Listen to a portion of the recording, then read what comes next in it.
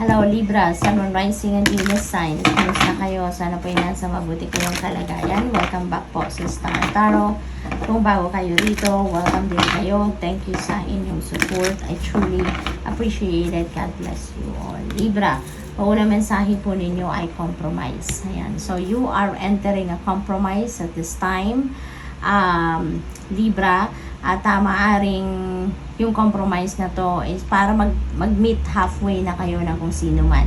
Kasi maaaring meron ditong away, meron ditong diskusyon, you're not on the same page, no, with someone dito. Kaya maybe ito yung magiging resulta nito, magko-compromise kayo para nang sa gayon mag-meet halfway kayo at mag-agree na kayo sa isang bagay. What else? We have abundance. Ayan. So, meron ditong abundance coming your way, Libra.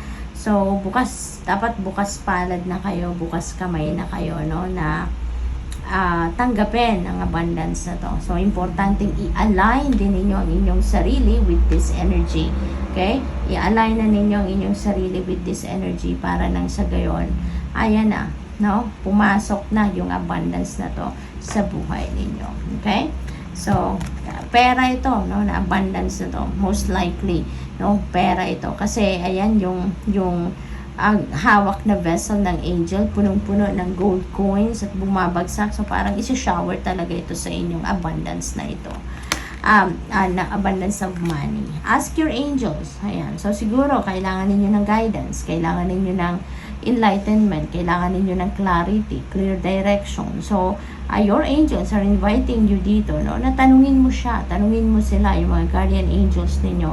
Ask your angels if you are doing the right thing, if you are on the right path, or kung ano pa man ang guidance na gusto ninyong malaman dito or gusto ninyong marinig. Ask your angels, okay? No need to worry. Okay? Huwag kayong mag-alala. Wala kayong dapat na ipag-alala. Okay? Kailangan, lang kayo dito, Libra. Chill lang. Alright? Chill lang kayo. You don't need to worry about anything. You don't need to worry about, something. Kasi, all is being taken care of. No? Kumbaga, all is being taken care of. Bahala na ang Panginoon dyan. Bahala na ang divine universe dyan. Alright? What else? We have perfect timing. Yan. So, perfect timing is like divine timing, no, Libra. So, ito na yung tamang pagkakataon. Ito na yung tamang panahon para sa mga bagay na ito. Kung siguro rin ito sign din ito para sa iyo kung kayo ay nagdadasal talaga ng tama ba to? Am I on the right path? Is this the right time na gawin ko na to? Simulan ko na to? Whatever it is, no? So, this could be the answer for you, no? Na yes, it is the perfect timing na para gawin mo na yan, i-push through mo na yan kung ano man ang mga plano or ideas ninyo, okay? We have trust, magtiwala ka, Libra, okay? Trust sa inyong sarili, trust in your capabilities, trust in your trust sa inyong mga kakayanan, no, talents, skills, and gifts. And higit sa lahat, magtiwala kayo sa divine plan. Okay? Magtiwala kayo sa divine plan. Magtiwala kayo sa Panginoon. Alright? O wag kayong magduda. Wag ninyong pagdudahan ang plano ng Panginoon.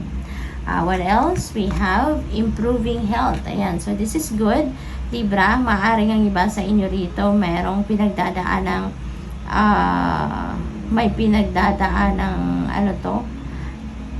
physical discomfort. Maaaring may mga physical ailments kayo na nagpapagamot kayo, something like that. At ngayon, maaaring makaramdam na kayo ng pagbago ng inyong pakiramdam. Maaaring mag-i-improve na ang inyong pakiramdam sa ngayon. You are feeling better, no? Or you're getting better na sa ngayon, Libra. Possible na yung health nito, hindi lang ito yung physical health.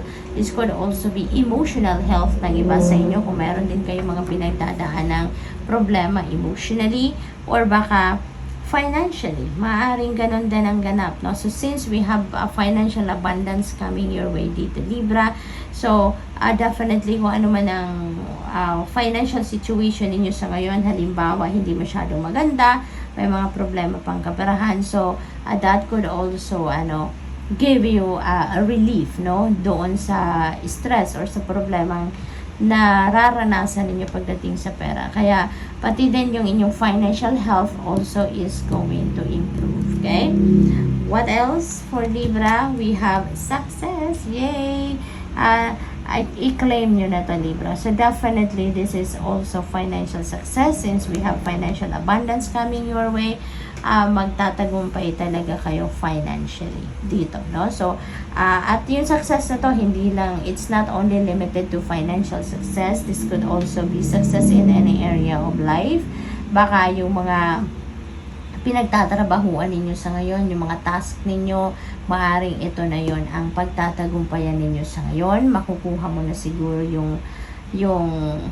mahihit mo na yung target mo, siguro makukuha mo na yung goal mo, no? Mararating mo na yung goal ninyo. Kaya, this is really beautiful energy. So, good luck. Thank you for watching. Love and light. Namaste.